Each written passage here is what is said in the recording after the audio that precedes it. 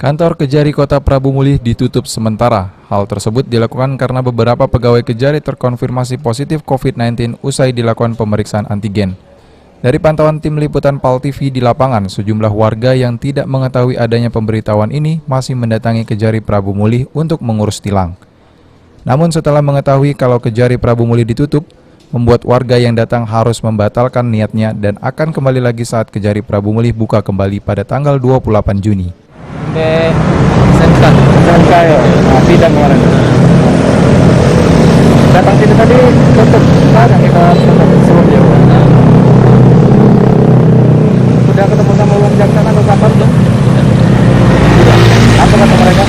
Katanya tanggal 28 sini lagi mereka sudah. Palembang. Jadi dari Palembang ke sini? Dari Palembang. Dari Palembang.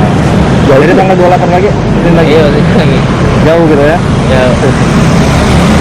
Pak, kita dengan kejaksaan ini apa Pak? Ngambil lapas kemarin atau pengadilan kemarin? Oh, pengadilan. Jadi untuk SMK Pak ya? Tapi di sini tadi pagar tertutup baru sini. Oh, baru sini. Ya. Sebelum ada penutupan kejaksaannya? Belum tahu. Belum tahu. Kepala Kejari Kota Prabu Mulih Topik Gunawan saat dikonfirmasi melalui sambungan telepon membenarkan perihal penutupan sementara Kejari Prabu Mulih karena ada pegawai yang terpapar virus corona dan kini menjalani isolasi mandiri.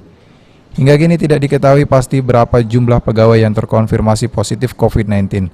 Namun masyarakat yang akan mengurus surat tilang dapat kembali Senin ini. Beni Firdaus, PAL TV.